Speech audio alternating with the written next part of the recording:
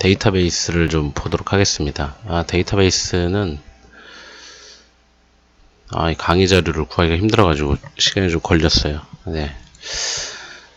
자, 데이터베이스를 우리가 기출을 이제 보면 시험 문제들이 어떻게 출제되느냐 그런 것들을 좀 볼 수가 있는데 어떻게 출제돼요? 다 보셨나요? 네, 기출은 문제를 막 풀어보는 게 중요한 건 아니에요. 네, 어차피 뭐 기출에 나온 문제가 나오진 않으니까. 색깔이 이게 편한가? 파란색으로 해볼까요?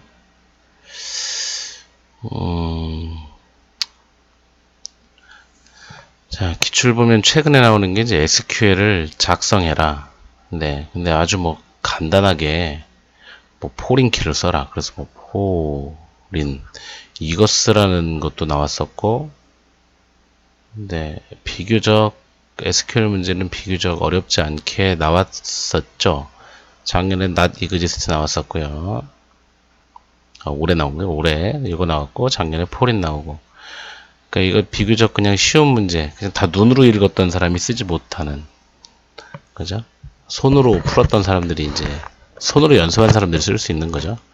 이런 문제가 쉽게 나왔고, 이게 아마 올해 또 나오기는 좀 어려울 텐데 만약에 나온다면 좀 더 길게 완성하는 문제가 나오지 않을까 생각을 해 봅니다. 네, 그래서 SQL 문제가 지금 이렇게 연이어 출제가 됐고, 그 다음에 이제 테이블, 네, 그러니까 데이터베이스 아주 기초적인 것들을 묻는 문제들은 안 나오고, 네, 이렇게 SQL 문제, 그 다음에 테이블에서 정규화하는 문제, 그죠? 네, 정규화. 이게 정규화, DB에서 뭐 정규화 제일 문제 내기 제일 좋으니까요. 정규화하는 문제. 그 다음에 회복기법. 이제 회복기법이 아니고 병행수행 하는 게 병렬, 직렬 뭐 그 있잖아요. 네. 병렬 수행이 가능하냐, 직렬성이 존재하냐, 뭐 그런 것들에 대한 문제. 그 몇 가지 파트가 정해져 있습니다. 이렇게 몇 가지 파트가 정해져 있고, 그 파트에서 지금 돌아가면서 문제가 나오고 있어요. 근데 비교적 그렇게 어렵게 나오진 않은 것 같아서, 네. 그러니까 SQL 문제는 쉽게 나왔고, 그 다음에 정규화는 사실 뭐 어렵게 내자면 뭐 한도 끝도 없이 어렵게 낼 수 있는데, 네. 뭐 그렇게까지는 안 나올 것 같고요. 네. 그 다음에 회복기법,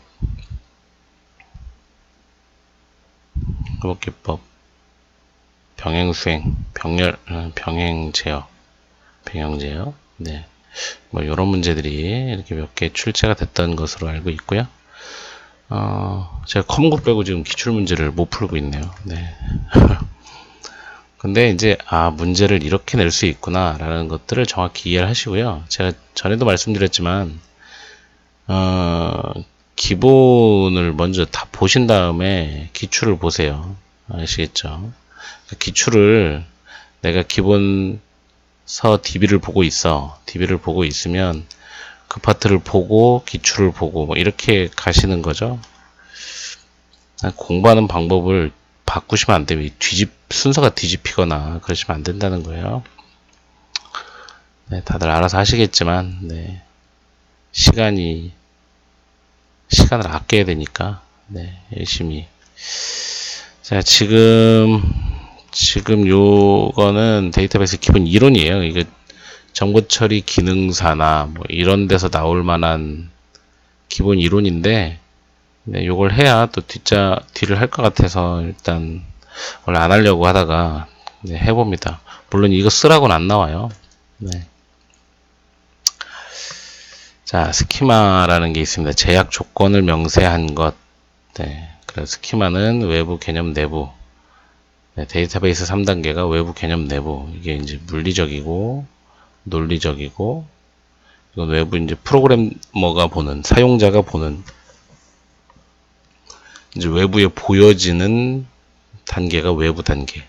제일 밖으로 프로그래머나 사용자에게 보여지는 단계 외부 단계고, 논리적 설계하는 단계 개념 단계고, 물리적으로 어떻게 디스크에 저장인데 어떤 방식으로 저장되느냐, 뭐 이런 게 이제 개념 단계가 되겠습니다. 그래서 이 세 개를 의미하는 게 외부 스키마, 개념 스키마, 내부 스키마 이렇게 되고, 각각의 제약 조건들이 명시되어 있는 거죠. 자, 외부 스키마, 이게 좀 애매합니다. 애매한데, 이걸 다음에 이게 뭔지 써라, 뭐 이런 문제는 안 나오니까요. 이걸 굳이 뭐 외울 필요는 없고, 개념적으로, 이런 부분이 있구나라는 것만 아시면 되겠어요. 자, 전체 데이터베이스의 한 부분입니다. 논리적인 부분. 프로그래머가 이렇게, 이쪽 프로그램이 보는 부분, 이쪽 프로그램이 보는 부분, 이쪽 프로그램이 보는 부분. 각각 다르죠? 이렇게. 그 다음에 개념 스키마는 안에 통합되어 있는 데이터베이스 시스템에 이렇게, 네. 그 다음에 내부 스키마는 저장 장치 관점에서. 그러니까 이제, 자, 얘가 DBMS 관점이라고 하면, 여기 이제 디스크 관점으로, 디스크 관점에서 물리적으로 어떻게, 피지컬하게 어떻게 저장되느냐. 네, 여기 피지컬하게 저장되느냐, 이 부분이 내부 스키마가 되는 것이고요. 그 다음에 DBMS 관점에서 우리가 테이블을 설계해서, 네, 그 논리적인 부분, 이게 개념 스키마가 되겠고, 이 개념 여기 중에 이제 한 파트를 잘라서 이제 외부적으로 보이는 부분이 내부 스키마. 그때 뭐, 네, 그렇습니다. 이거 뭐, 딱 구분하기는 좀 그런데, 이제 보시면 학적과에서 보는 거 한 파트, 이게 외부 스키마. 학생과에서 보는 거 한 파트, 이게 외부 스키마 이렇게 된다는 거고. 이게 다 통합되어 있는 DBMS의 통합 부분, 이게 개념 스키마라고 얘기한다는 거죠. 그 다음에 얘가 이제 실제로 저장될 때 어디에 어떻게 어떤 데이터가 얼만큼 저장됐느냐 이런 것들을 보여주는 걸 내부 스키마라고 한다. 이해 안 되면 그냥 넘어가십시오. 이게 네. 그리고 요 중간중간 단계 여기를 사상 외부와 개념 사상 매핑한다 뭐 이런 얘기죠. 그래서 사상 단계라고 하는 외부 개념, 개념과 내부. 네. 이렇게 돼서 논리적인 데이터 독립성, 이쪽은 물리적인 데이터 독립성. 여기는 응용 인터페이스, 여기는 저장 인터페이스. 그냥 네, 넘어가겠습니다. 3단계의 사상이 있고 스키마는 컴파일되어 데이터 사전에 저장된다. 데이터 사전에 저장된다. 네. 제가 DB를 처음 말씀드렸죠. 여러분 이거 데이터베이스를요. 이론만 공부하시면 물론 뭐 시험에 붙을 수 있습니다. 네.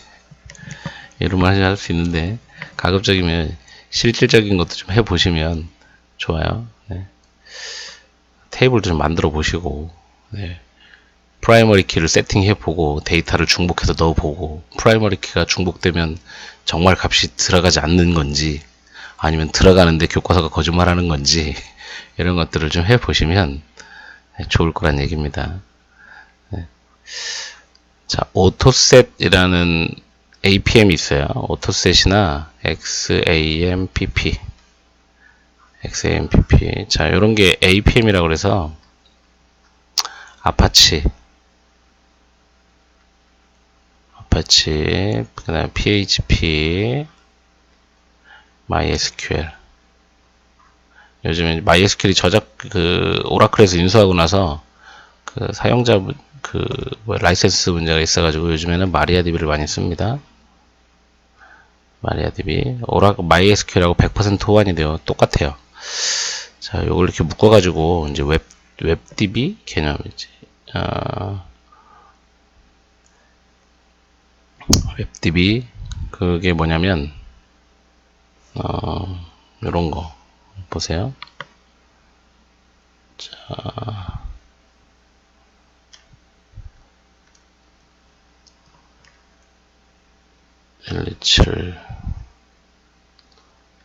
잠시만요. 자, 127.0.0.1. 자, 요런 게 이제, 이거 잘못 눌렀네.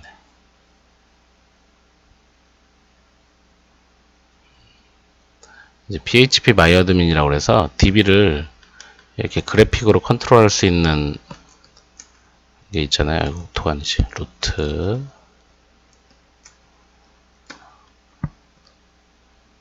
네. 그래서 이렇게 들어가면 우리가 이제 데이터베이스를 온라인 웹으로 컨트롤할 수가 있습니다.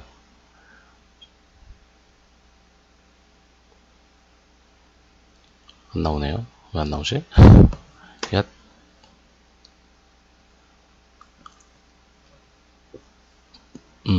자, 이렇게 해서 새로운 데이터베이스를 만들어 보는 거죠. 데이터베이스를 이렇게 만들어 보고, 데이터베이스를 만들고, 데이터베이스 안에 테이블도 만들고, 테이블 실제로 만들어 보셨는지 모르겠지만, 이렇게 테이블을 만들어서, 칼럼명이 중복되면 안 되니까, 이렇게 해서, 얘는 프라이머리 키로 세팅을 하고, 자, 이렇게 해서 만들어 보시면,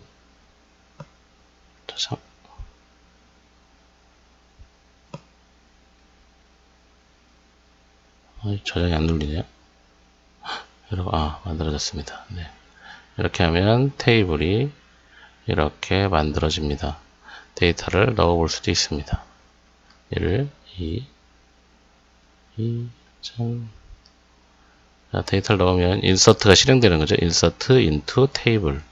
이렇게 칼럼에다가 내가 1, 2 넣겠다. 그 얘기죠. 이렇게 넣으면 데이터가 이렇게 들어갑니다. A1, BA, CA. 자, A는 프라이머리 키예요. 그래서 구조를 눌러보면 여기 열쇠가 붙어 있죠. 프라이머리 키, 기본 키입니다. 외래 키도 설정할 수 있습니다.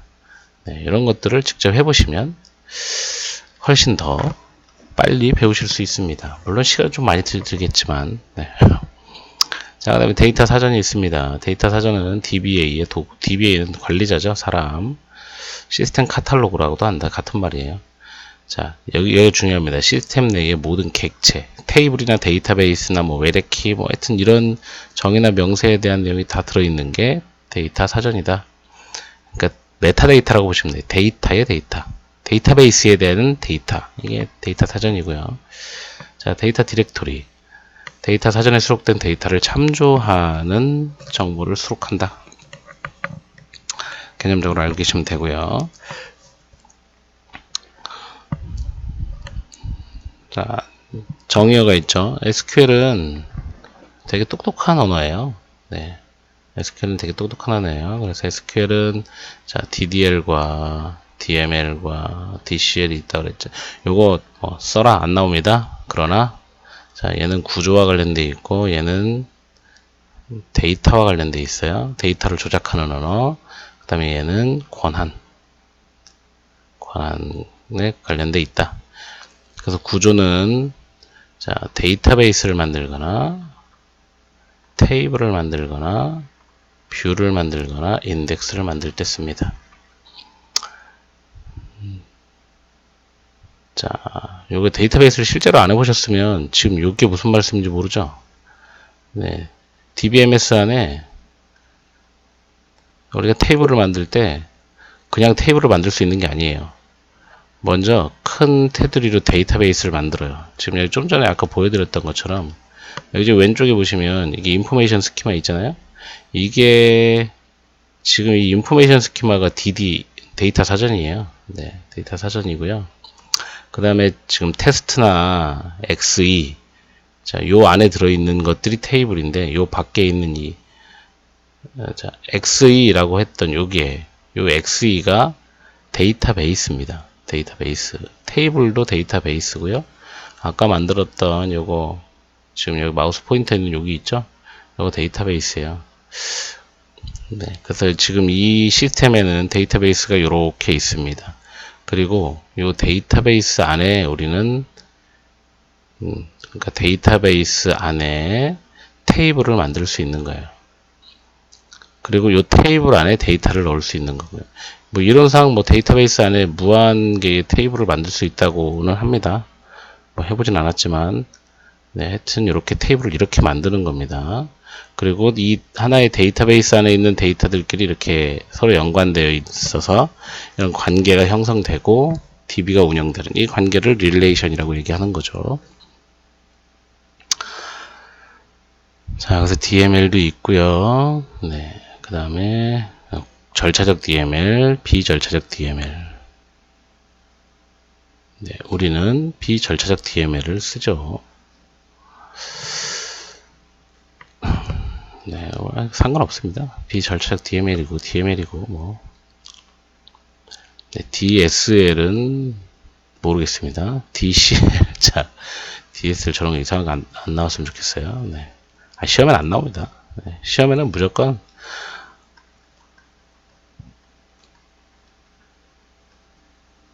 이것만 나옵니다.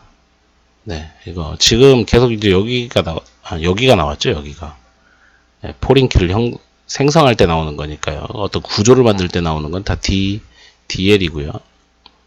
그 다음에 이제 데이터. 다음에 여기 하나 나올 수도 있겠네요. 왜냐면 포링키가 네, 포링키가 여기잖아요. 그 다음에 not exist는 여기입니다. 여기가 비었네요. 네. 그래요. 네, 기출 분석은 이렇게 하는 거, 이거 하라고 기출 분석하는 거예요. 네. 이거 표로 표로 이렇게 정리해 놓으신 분들도 있던데, 하여튼, 이렇습니다. 그리고 이제 시험에 나오는 여기, 그죠? 무결성, 회복, 병행수행, 뭐 이런 부분들이 있습니다. 엔드 유저가 있고요. 어플리케이션 프로그래머가 있고 DBA가 있고 DBA는 DDL과 DCL을 통해서 DB를 정의하고 관리하는 사람을 얘기하죠. 자, 데이터베이스의 모든 접근을 처리한다. 사용자의 접근 요구를 접수하고 뭐 어쩌고저쩌고 네. 그건 읽어보시면 되고요. 이런 것들도 읽어보시면 됩니다. 트랜잭션도 시험에 나올 가능성이 높죠. 트랜잭션. 그 트랜잭션에서 이제 병행 제어가 나오는 거고 작년에 이 부분이 나왔던 거죠. 병행 제어 나왔으니까 이제 회복 작업도 나올 가능성이 좀 있나? 작년 네. 하여튼 좀 이렇게 파트를 나눠서 보시면 될 것 같습니다. 네. 이게 외부 개념 이렇게 나눠 보시면 돼요.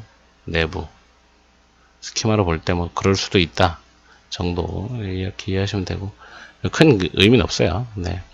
DBA는 이런 업무를 수행한다. 이건 다음에 합격하시고 학교에서 정보 처리 기능사 실기나 필기 수업을 하실 때 필요하신 거예요. 열심히 공부하셔야 됩니다. 네, 뭐 그렇습니다. 이거는 그냥 쭉 한번 보여드리려고 이게 기본이기 때문에 이런 것들을 아시고 가셔야 됩니다. 하나라도 놓치시면 안 되기 때문이에요. 자, 이렇게 외부 스키마, 개념 스키마, 내부 스키마, 내부는 저장을 관리하는 애고 개념은 이렇게 외부와 내부 사이에 있어서 개념적인 부분을 뭐 스키마라는 게 사실 우리말로 아이고 끝났네요. 네, 이 기초적인 부분은 그냥 이렇게 한번 보여드리려고 했던 거고요. 자, 5장 보겠습니다. 네, 이게 영문판으로 된 것도 있고 이석호 교수님 거 말고 이제 다른 것도 한번 찾으려고 찾았는데 없어요. 그래서 이석호 교수님 간신히 찾은 거예요 하나. 네, 다음에 영문판하고 기출하고 뭘 같이 한 번 더 올리도록 하겠습니다. 그리고 강의가 필요한 부분을 올려주시면 제가 게시판 해놨는데 자료를 보내주시거나 뭐 올려주시면 제가 강의를 가능한 거는 해드릴게요. 그런데 인공지능하고 저건 안 된다고 얘기했습니다. 소공 제가 몰라요. 네, 제가 학부 때 소공을 안 들었고 네, 저희 때는 과목이 없었으니까 또 공부를 안 했어요. 그래서 몰라요. 그런데 제가 그걸 네, 공부하기가 네, 어렵습니다. 자, 모델링은 최근에는 안 나왔어요. 최근에 안 나왔고 아주 예전에 예전에 나왔죠. 근데 그래서 뭐 예전에 나와서 뭐 1대 n이냐 n대 n이냐 뭐 이런 걸 물어봤는데 지금 임용 수준하고는 좀 안 맞는데 그건 또 이제 비전공 하신 분들이 들어가면 네, 또 낼 수 있는 게 그런 거밖에 없을 거려. 그러니까 딱 교과를 전공하신 교수님이 낸 문제는 문제가 딱 좋습니다. 문제 좋아요. 그러니까 문제를 힘들게 냈어도 문제가 좋은 문제가 나오고,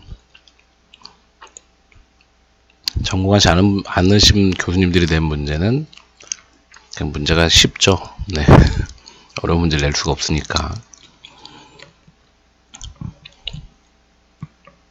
자, 현실 세계에는 개체라고 하고, 이거를 어떤 디지털에 들어갈 수 있는 개념으로 바꾼 걸, 네, 개념.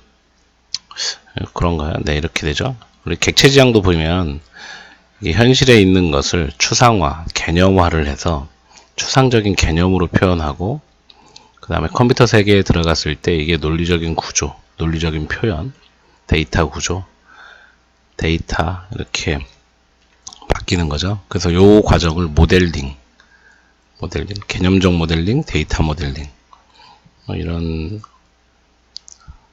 이게 뭐 붙이기 나름이죠. 뭐 개념적 설계, 논리적 설계, 물리적 설계.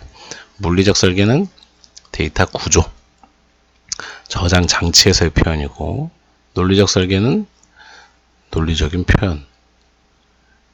네, 개념적 모델링. 참 말로 설명이 좀 어렵습니다. 네.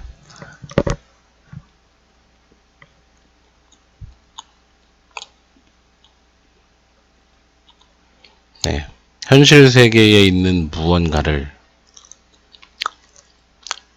그러니까 예를 들면 뭘 예를 들까요? 현실 세계에 있는 막 이런 정보들이 있다. 이거를 이렇게 표로 만들어 봐야 되겠다. 개념 모델링이야. 난 이렇게 정리해 볼 거야. 그럼 이게 컴퓨터 세계에 논리적으로 들어가면 데이터 테이블을 만들어서 앞에 인덱스를 넣고 뭐 이름 넣고 뭐 넣고 이렇게 논리적 구조를 만들고, 이게 실제 데이터베이스에 저장될 때는 얘는 인덱스로 B 플러스 트리로 만들어지고, 이 표는 또 이렇게 저장되고, 인덱스가 있고, 이렇게 다양하게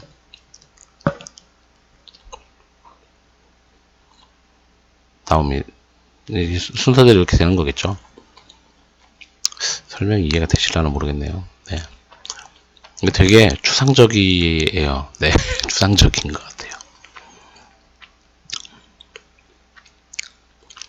데이터 구조, 연산, 제약 조건. 이게 모델링이다.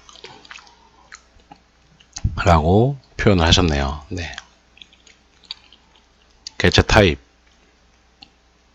개체 타입은 이름과 애트리뷰트, 속성이죠. 이름과 속성으로 정의된다.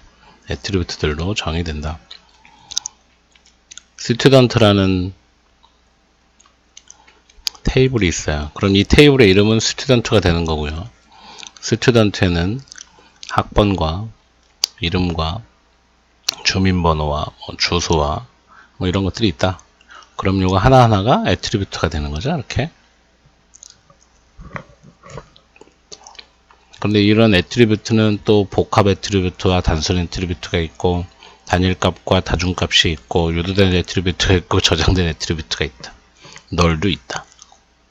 네, 이렇게 구분이 됩니다.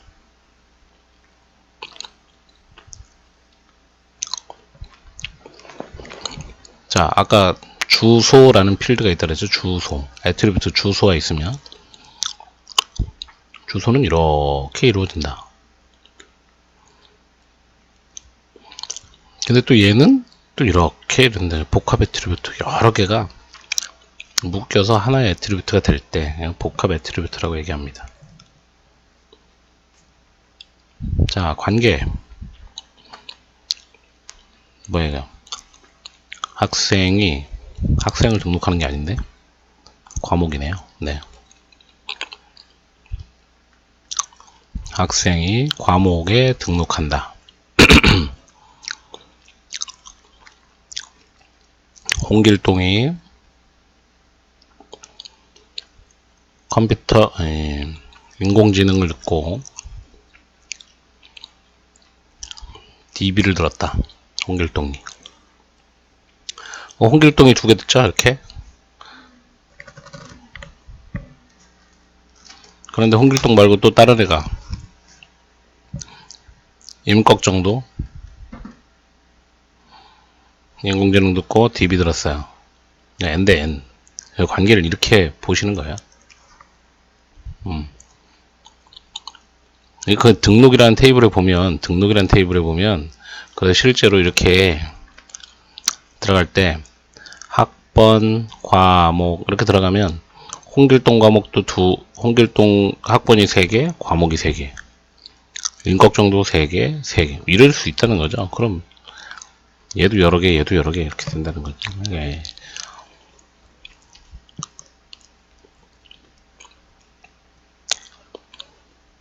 그래서 이런 관계들을 가질 수 있다. 이런 얘기를 하고 있고요. 그래서 사상 원소수 관계는 1대1. 1대1은 신부 대기실과 신부 한 명밖에 못 들어가잖아요. 1대1이라는 얘기죠. 신부 대기실에 2명이 들어갈 수 없잖아요. 이거 맞죠? 브라이드가 신부 맞죠? 결혼. 신부 대기실 맞나? 하여튼. 그 다음에 1대 N. 엄마 하나에 애가 여러 명. 1대 N.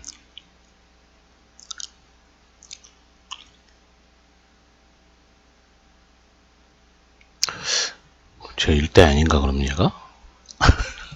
N대 N이 아닌가? 1대 N.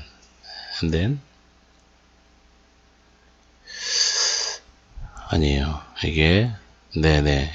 이건 N대 N이에요. 왜냐면 인공지능이라는 교과에 여러 명의 학생이 들어오니까 이건 N대 N이고요. 아 그러네요. 자 N대 M 학생과 코스 교과 할 때 N대 N이죠. 자 N대 1 같은 경우는 교수와 디파트먼트 하나에 교수가 여러 명 있는데 이 교수는 여러 부서에 속할 수는 없죠. 그죠?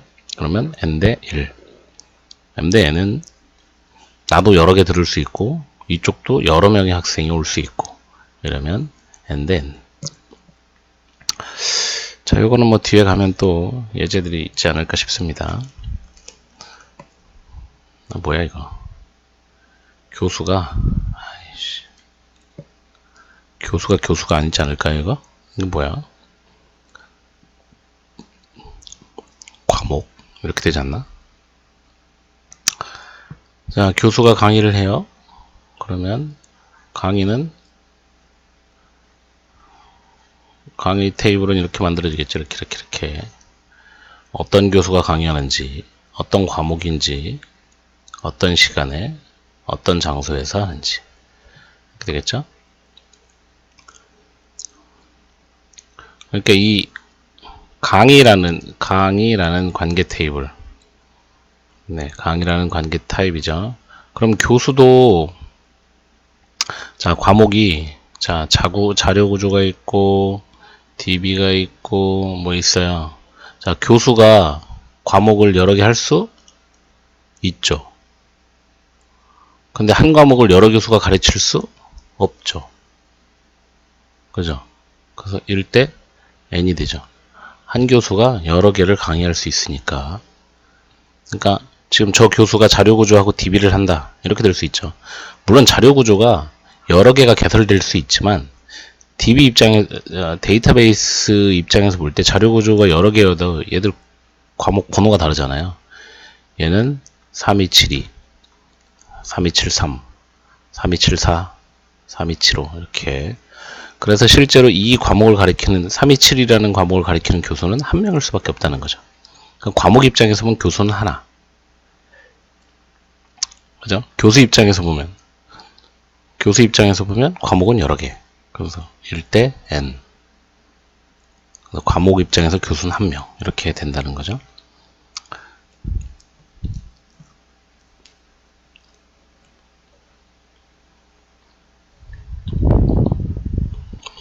네, 전체 참여, 부분 참여. 이거 뭐 개념만 알고 계셔요. 별로 중요하지 않습니다. 이런 거는. 아유, 잠시만요. 알람이 계속 울려. 전체 참여는 뭐 학과의 교수가 다 포함되어 있다. 뭐 그런 얘기예요. 학과의 교수가 모두 포함되어 있다. 그죠? 모든 교수는 학과에 포함되어 있잖아요. 그래서 여기 1에 올 이렇게 되는 거니까 AB 관계가 개체 집합 B의 모든 개체가 B의 모든 개체가 A에 포함되어 있을 때 전체 참여라고 하고, 부분 참여는 과목에 학생이 일부 포함되어 있죠. 이런 부분 참여라고 얘기하는 거죠. 존재 종속. 이건 좀 어려운 말이네요. 네. 어떤 개체 B의 존재가 개체 A의 존재에 따라 좌우된다. 그러니까 대부가 있어야 상환이 존재하는 거죠. 내가 돈을 안 빌렸는데 상환할 수는 없잖아요. 그렇죠? 그러니까 A가 존재하면 이거에 따라서 B가 존재하게 되는 종속 개체. 이거를 존재 종속이라고 얘기한다. 개념만 아세요. 뭐 중요해. 이렇게 용어는 쓰라고 안 나와요. 네, 다음이 존재 종속이라는 걸 써라. 뭐 이렇게 안 나오니까. 자, 모델링 현실 세계의 개념적 표현이다. 개체 집합, 관계 집합. 한 개체 타입에 속한 모든 개체 인스턴스. 한 관계 타입에 속한 모든 관계 인스턴스. 관계 집합이고, 개체를 모아놓으면 개체 집합이고.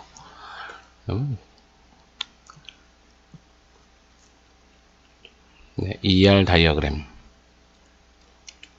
이게 사람 이름인가요? 엔티티 릴레이션이구나. 네.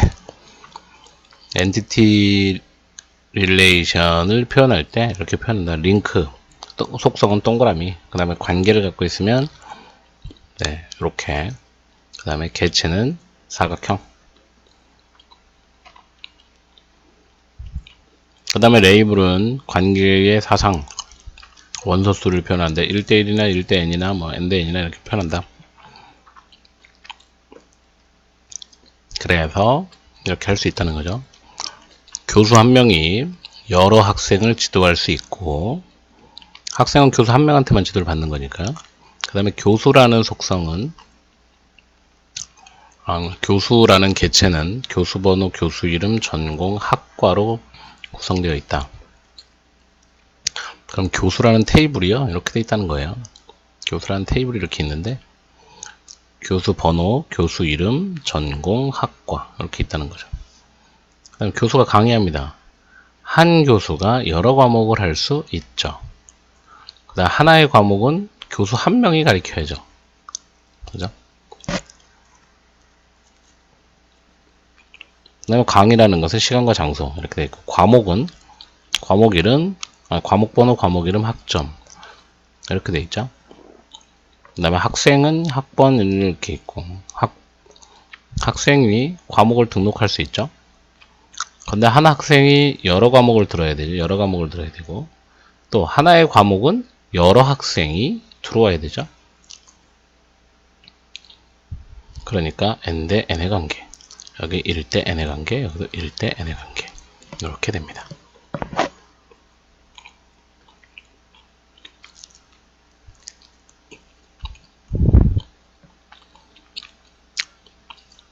이 정도만 설명해도 충분히 이해가 되시죠?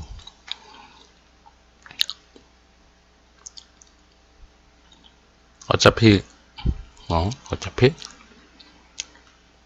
기본서를 보실 거잖아요. 네. 제가 말씀드렸어요. 제 강의만 보시면 안 된다고. 제 강의만 보시면 안 된다. 여기 색깔이 바뀌었네, 언제? 빨간색으로. 제 강의만 보시면 안 됩니다. 꼭 기본서를 같이 보셔야 합니다. 라고 말씀드렸어요.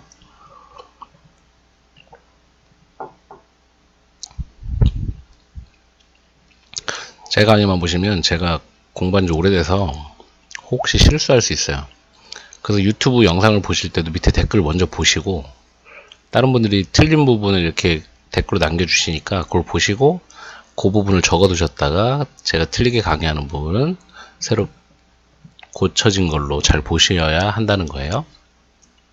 카페에서도 영상 보실 때 밑에 댓글을 먼저 보시고 수정된 부분들이 있으면 수정해서 보셔야 합니다. 자, 이런 관계들이 있다. 자, 키 애트리뷰트. 개체 집합 내의 각 개체마다 상이한 값을 갖는 애트리뷰트. 키. 자, 개체 내에서 모든 개체 인스턴스를 유일하게 식별한다.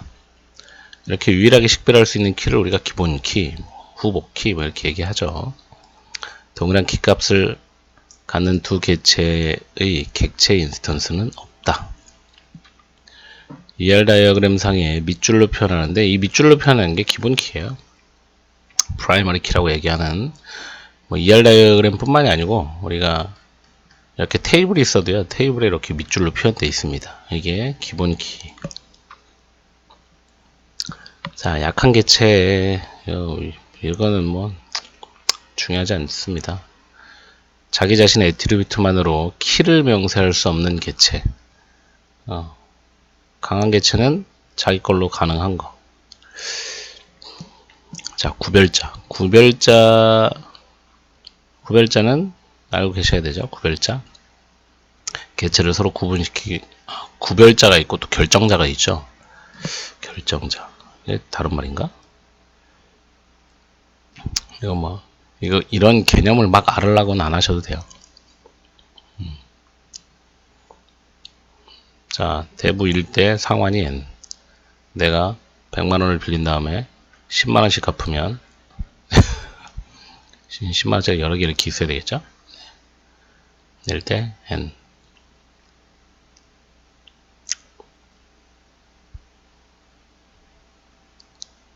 그쵸? 네. 왜냐면, 자, 대부 번호, 대부금이 있어. 상환 번호, 상환 금액.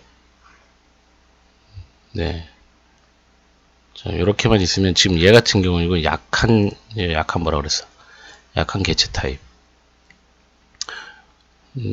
난 지금 아무것도 없잖아요, 여기. 그럼 얘 같은 경우는 어떻게 나타내야 되냐면, 표를 그리면 이렇게 나타나겠죠? 대부 상환은 대부 번호와 누가 빌렸는지 알아야 되니까요. 대부 번호와 상환 번호 이렇게 들어갈 것 같아요. 대부 번호와 상환 번호 이렇게 두 개가 딱 들어오면 지금 내 걸로는 나타낼 수 없지만 요거 두 개가 들어오면 나타낼 수가 있겠죠. 왜냐면 상환 번호만 갖고는 또 뭔지 몰라요. 상환 번호만 갖고 누가 냈는지 알 수가 없잖아요. 그죠? 그러니까 대부 번호와 상환 번호로 대부 상환이라는 관계를 형성하고 얘가 하나 있고 얘가 하나 있고 이렇게 되면 될 것 같아요.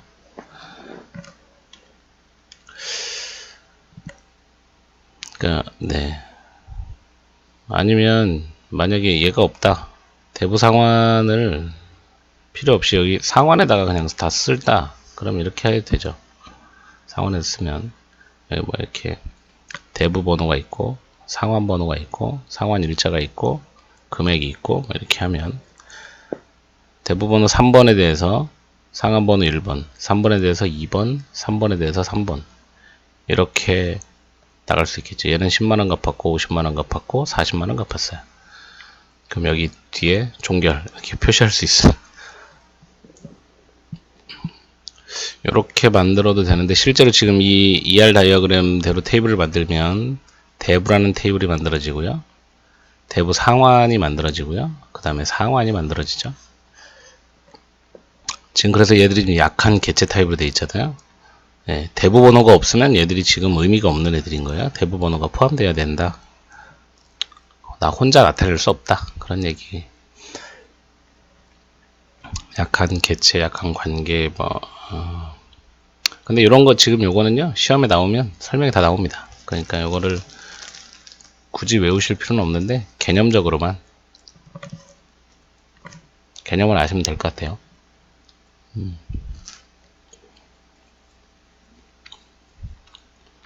자, 개념적 데이터 모델링, 논리적 데이터 모델. 개념적 구조를 데이터베이스에 저장, 사상시키기 위해서 논리적인 구조를 표현하기 위한 일련의 규칙. 관계 데이터, 계층 데이터, 네트워크 데이터. 자, 얘네 두 개는 안 나옵니다. 아니, 나올 수도 있습니다. 안 나옵니다. 자, 우리가 배우는 관계는 RDB만 나오죠. RDB에 관련된 거기 때문에 RDB가 나오고요. 뭐, 또 누가 또 써라. 데이터 모델링 종류 3개 써라. 관계, 계층, 네트워크 데이터 모델 이렇게. 그런 문제가 나올까요? 네.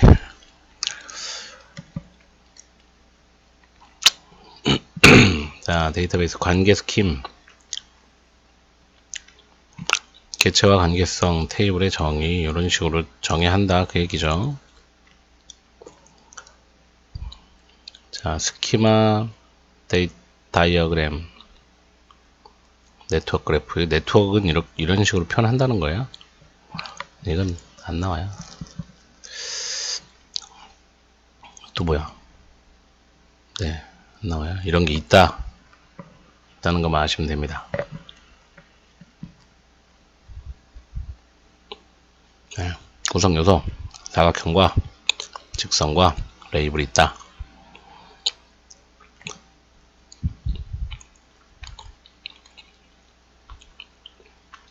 중요한 게 없네요. 계층 데이터가 이런 거다라는 거 보여주는 거예요. 그게 중요하진 않고요. 그냥 트리처럼 표현한다. 아이고, 뭐야, 끝났네.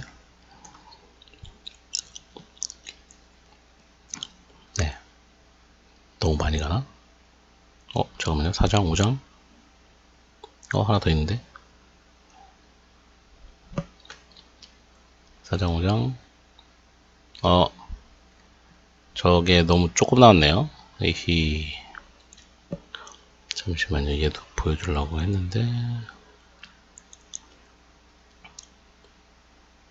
이거 한번 볼까요?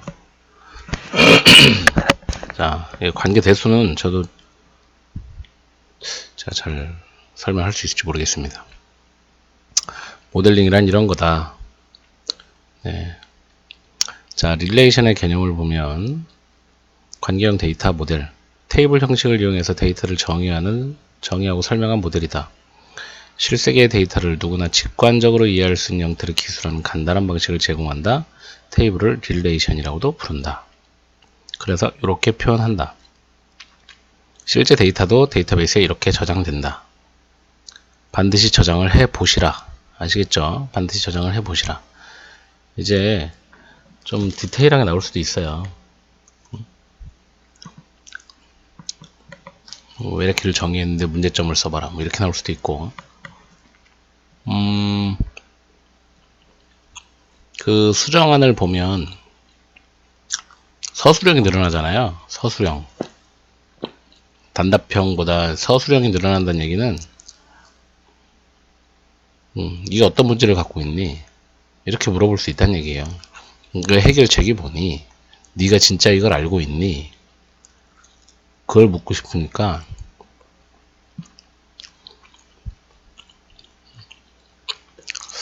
공부를 그렇게 하셔야 됩니다. 문제점과 해결책을 찾아내는 눈을 기르셔야 합니다. 그러려면 해보셔야 됩니다. 실제로 되는지 안 되는지 알아야 되니까.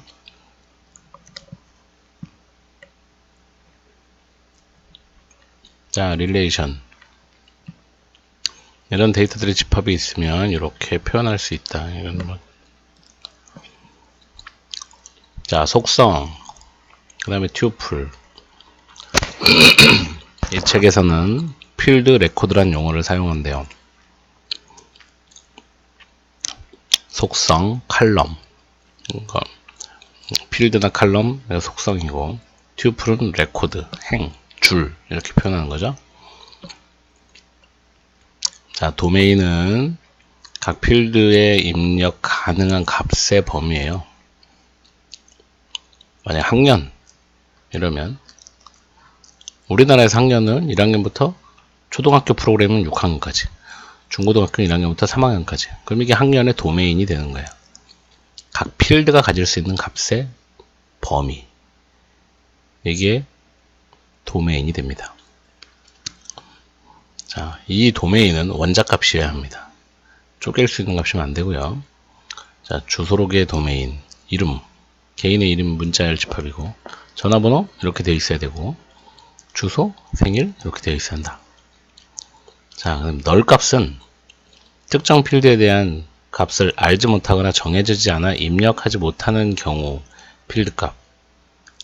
그 0이나 공백 문자와 다른데, 네, 0이나 공백 문자는 달라요. 그런데 DB에서 널은 그냥 공백이에요, 사실은. 그냥 값이 입력되지 않았을 때, 값이 들어오지 않았을 때. 필드는 존재하는데, 이렇게 학생 필드가 있는데요. 뭐 여기는 입력해도 되고 안 해도 돼요. 그럼 어떤 학생은 값이 입력되어 있고 어떤 학생은 비어 있고 그럴 거 아니에요. 이 비어 있는 이런 개념을 널이라고 불러요. 이게 왜 널이라고, 근데 이게 왜 알지 못하거나 정해지지 않아 입력되지 못한 경우 뭐 이렇게 되냐면, 입력은 테이블상에 입력은 안 되는데 테이블상에 그 비어 있어요. 여기가 공백이야. 그런데 얘를 프로그램으로 읽어오잖아요. 읽어오면 그 변수가 이상한 값이 들어가 있거나, 뭐 이제 프로그램에 따라 널로 표현되기도 하는데, 널이 되거나 뭐 이상한 값이 들어가 있거나 알 수 없는 값, 뭐 이렇게 읽어지지 않는 값, 뭐 이런 것들을 의미합니다. 그래서 널의 정확한 적인 요거니까 요걸로 암기하시되, 실제 DB에서는 그냥 비어있는 공간을 널이라고 부른다. 이렇게 그냥. 현실에선 그렇고 우리 교과서에서는 이러니까 우리 시험에서는 이렇게 알지 못하거나 정해지지 않은 값, 이걸 널이라고 한다. 자, 필드라고 부른다고 했죠. 이렇게 필드 하나, 필드 둘, 필드 셋, 필드 넷. 속성이라고도 합니다. 이름. 그러면 얘는 데이터 타입이 뭐냐? 문자. 그러면 바차. 전 이렇게 나올 가능성도 있다고 봐요. 문자는 15자. 전화번호 바차. 주소 바차. 생일 데이트. 날짜니까요. 자, 그리고 요건 잘못된 값이죠. 얘는 타입이 안 맞죠, 지금. 원래 이렇게 셋, 넷 이렇게 돼야 되는데 지금 이렇게 있으니까 얘는 타입이 안 맞는다. 얘는 다치값, 이걸 다치라고 하나요? 뭐라고 하지? 하여튼 아토믹이 아닌, 원자값이 아닌 여러 개가 들어가 있죠. 그 다음에 얘는 널로 표현되기도 하고 공백이기도 하고 뭐 그래요. 그 다음에 요렇게를 튜플이라고 하죠. 요렇게를 튜플, 행, 줄, 뭐 이렇게 줄.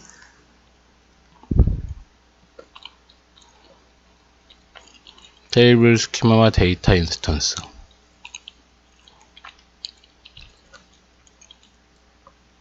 자, 차수. 테이블 스키마에 정의된 필드 수, 속성의 개수. 이거를 차수라고 한다. 자, 테이블 스키마는 테이블이 만들어준 구조.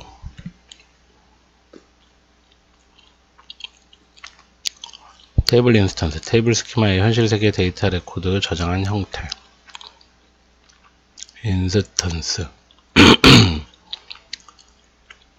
스키마는 한번 정의하면 거의 변함이 없지만 수시로 바뀔 수 있다.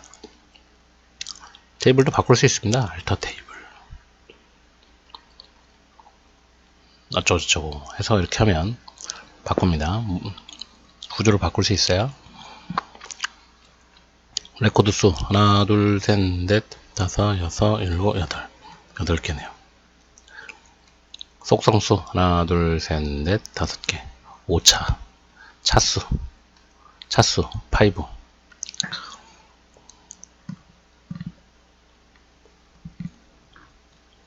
기수 카디넬러티라고 한다. 인스턴스의 레코드의 수 카디넬러티는 8. 차수 디그리는 5. 자, 테이블의 특성 제일 중요합니다. 중복된 레코드가 존재하면 안 됩니다. 그래서 이것 때문에 기본 키가 있는 거예요. 중복된 값이 들어오지 못하도록 하려고. 자, 레코드 간의 순서는 의미가 없습니다. 레코드 내 필드 순서도 의미가 없습니다. 왜? 컴퓨터가 처리하기 때문에. 어떻게 저장되어 있든 여기 보시면 학번 주민번호가 제일 뒤에 붙어 있어도 상관이 없다는 얘기예요. 이름 다음에 주민번호 있고 주소가 앞에 있어도 상관이 없습니다. 이 순서가 전혀 중요하지 않고요. 김광석, 김정현 지금 이렇게 돼 있는데 이 순서가 여기 있는 데이터 순서가 완전 뒤죽박죽이 돼도 아무 상관이 없습니다. 이게 테이블의 특성이에요. 그 다음에 모든 필드는 원자값을 가진다. 자, 여기 테이블의 특성입니다. 이렇게 해야 합니다. 근데 보통 주소 이러면 이렇게 친절하게 서울만 쓰지 않죠. 서울시 뭐동구 이렇게 쓰죠. 근데 원래는 이렇게 해야 된다. 키는 왜 필요하냐? 레코드 간의 순서가 의미가 없기 때문에 레코드를 구분하기 위해서 키가 필요하다. 유일하게 식별해낼 수 있는 식별자 키가 필요하죠. 진입된 테이블의 학번, 주민번호 필드는 레코드 간에 유일하게 구분한 키가 될 수 있다.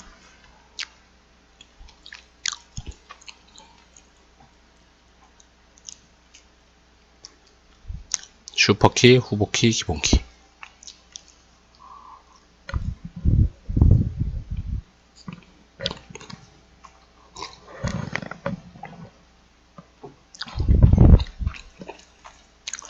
자, 슈퍼키는 아무런 제약 조건 없이 레코드를 식별할 수 있는 키들의 집합, 필드의 집합, 이걸 슈퍼키라고 하는데, 주민번호 학번, 주민번호 이름, 주소 등등이 있다. 근데 후보키는 이 슈퍼키들 중에서 최소 필드만으로 구성된 것. 학번과 주민번호는 같이 있을 필요가 없죠. 왜냐하면 주민번호 하나만으로도 구분이 되고 학번만으로도 구분이 되기 때문에 두 개를 묶는 거는 후보키에서 제외된다. 그래서 학번만 있거나 주민번호만 있거나 이름 주소만 있거나 이름 학과 이건 안 되죠. 물론 여기 앞에 표에서 이름 학과 볼까요? 이름 학과 보세요. 김정현, 김현정이네요. 여기선 가능하네요. 그런데 시험에 나오면 이렇게 물어볼 수 있겠죠.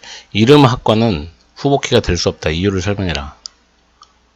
그랬을 때 동명이인이 있는 경우, 한 과에 동명이인이 있는 경우 이름 학과는 후보키가 될 수 없죠. 그죠? 이름 주소는 가능하겠지만 근데 주소가 지금처럼 뭐 서울, 경기, 인천 이렇게 표현되어 있으면 얘도 문제가 될 수 있죠.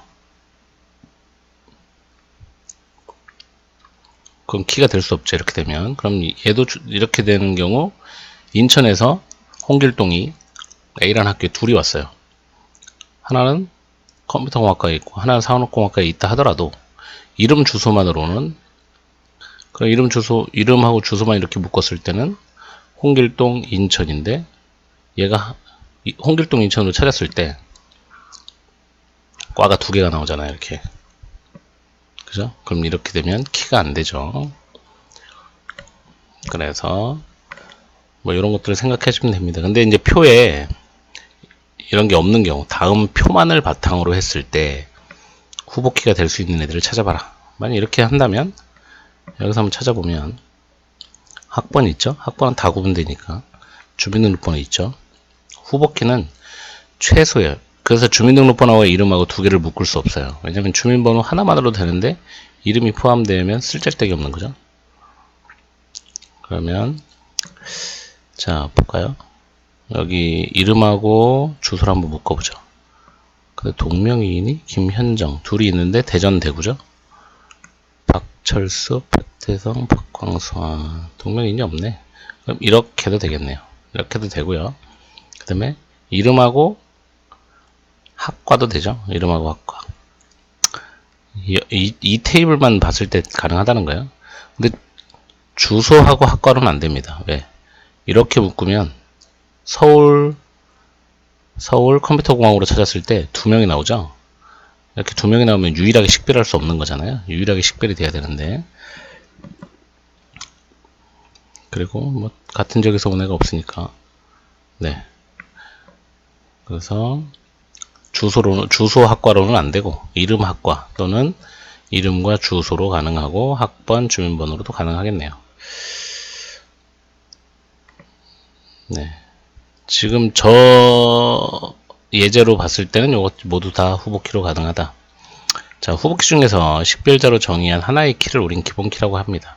후보키 중에서 여러 개 중에서 그냥 하나. 내 맘대로 고르는 거죠, 뭐. 되도록이면 단일 필드. 유리하다. 이게 관리하기도 유리하고요. 좋습니다. 왜냐면, 자, 우리는 후보키는요, 그냥, 여러 개 중에 이런 게 있구나 라고 얘기하는 거지, 후보키가 시스템상에 얘가 후보키야, 이건 아닙니다. 우리가 설계했더니, 얘랑 얘가 후보키가 될 수 있는 이 중에서 기본키를 고르자, 이렇게 되는 거예요. 그래서 기본키가 되면 얘가 인덱스가 만들어져요. 이게 되게 중요한 개념인데, 기본키가 만들어지면 기본키를 딱 설정을 하잖아요. 프라이머리 키라고 딱 설정하면 시스템은 그 기본키로 인덱스를 만듭니다. 그럼 데이터를 굉장히 빨리 찾을 수 있는 B트리, B 플러스 트리를 만들어내죠. 자, 키가 널이 될 수 없죠. 키는 널이 될 수 없습니다. 그죠? 이게 그거잖아요. 뭐예요? 키 제약 조건. 맞나? 네. 자, 외래키 보겠습니다. 외래키는 이거예요. 여기 학과번호 밑줄 쳐져 있어야 되나 안 쳐져 있냐? 자, 학번이 기본키라고 했을 때 외래키는 내 테이블에 들어와 있는 다른 테이블의 기본키, 이게 외래키입니다. 그러면 학과번호, 여기는 학과번호가 FK, 포린키가 되는 거예요. 아시겠죠? 내 테이블에 들어와 있는 다른 테이블의 기본키, 또는 내 테이블에 들어와 있는 내 테이블의 기본키도 외래키가 될 수 있어요. 그러니까 내 테이블에 들어와 있는 기본키를 외래키라고 부르는 거예요. 내 테이블에 들어와 있는 기본키. 자, 외래키는 읽어보시면 되겠습니다. 이게 보세요. 김광식이 무슨 과니? 그럼 우리가 어떻게 찾아가요? 920번 가지고 여기 학과 테이블 가서 뒤지잖아요. 컴퓨터 공학과네. 이렇게 하려고 만든 게 외래키예요. 그래서 반드시 외래키가 될 수 있는 놈은 다른 테이블에 있는 프라이머리만 올 수 있어요. 기본키만. 이렇게 학과 번호, 뭐 학과명 이런 애들은 외래키로 못 들어와요. 이거 꼭 알고 계셔야 됩니다. 이렇게 외래키를 세팅해 놓는 이유가 뭐냐? 아이고, 어디였냐? 자, 외래키를 세팅해 놓는 이유가 뭐냐? 지금 여기 보시면, 자, 학생 테이블에 학과번호 930인 레코드를 집어 넣으려고 그래요. 930. 그런데 얘가 외래키잖아요. 얘가 외래키라 그랬어요. 얘가 FK. 포린키로 설정을 해놓으면 930을 집어넣을 때 여기 가서 뒤져봅니다. 930번 있는지. 왜? 내가 다음에 이 930 가지고 이쪽 학과 테이블에 가서 학과명이나 과번호, 과 사무실을 뒤져야 되는데 없으면 안 되잖아요. 그래서 가서 뒤져봤는데 930이 없죠. 없으면 거절합니다. 입력 거절. 네, 그래서 외래키를 세팅해 놓는 거예요. 이렇게 설정을 해 놔야만 이런 문제를 발생을 미연에 방지할 수 있다는 거죠. 외래키를 설정 안 해놓으면 어떻게 되냐면 프로그래머가 이런 문제를 일일이 다 코딩을 해 놔야 돼요.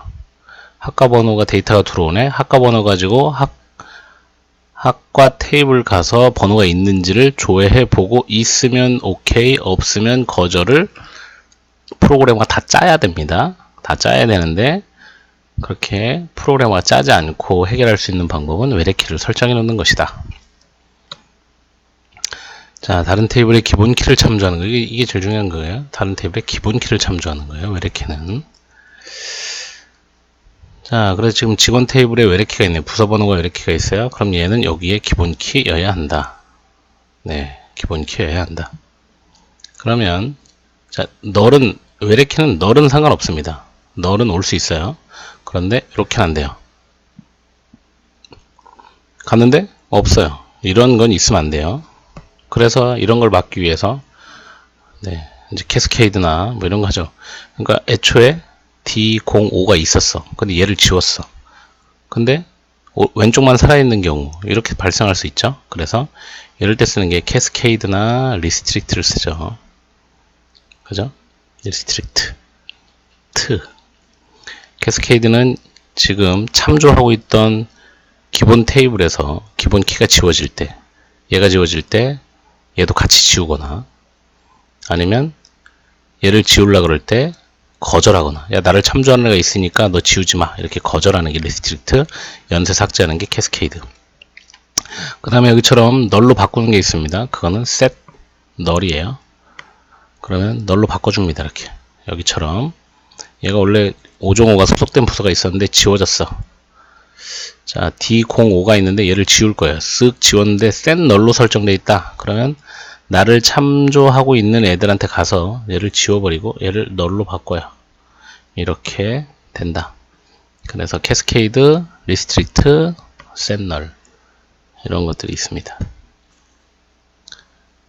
자, 외래키가 이렇게 외래키가 네, 나를 참조할 수도 있어요. 나를 참조할 수도 있어요. 이것도 외래키다. 자, 관계형 데이터베이스 뭐 이건 설명을 했고요. 자, 여기 디파트먼트 아이디가 이렇게 있죠. 이렇게 문제 있는 걸 찾아봐라 뭐 이럴 수도 있어요. 자, 여기 930이 이렇게 들어있어. 자, 테이블에 문제를 찾아봐라. 그러면 찾으면 되죠. 그 왜 이런 문제가 생겼을까? 두 가지가 있겠죠. 왜 이렇게 설정을 안 했거나 아니면 이쪽에서 데이터를 지웠는데 아무것도 세팅을 안 해놔서 안 지워진 거죠.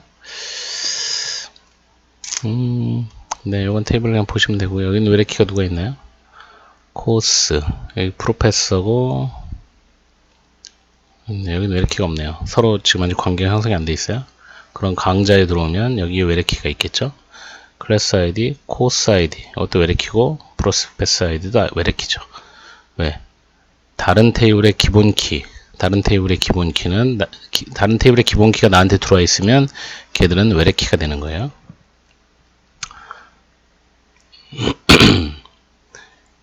자, 얘들은 기본 키이면서 외래키가 되는 거죠. 기본 키이면서 외래키. 다른 테이블에서 들어왔으니까 다른 테이블의 기본 키니까 외래키고요. 그러면서 지금 이 테이블에서 얘들 두 개가 기본 키죠. 그래서 학생이 같은 과목을 두 개 수강할 수 없으니까 두 개를 묶으면 기본 키가 됩니다. 관계 대수는 관계 대수는 오늘 저녁에 다시 할게요. 수고하셨습니다.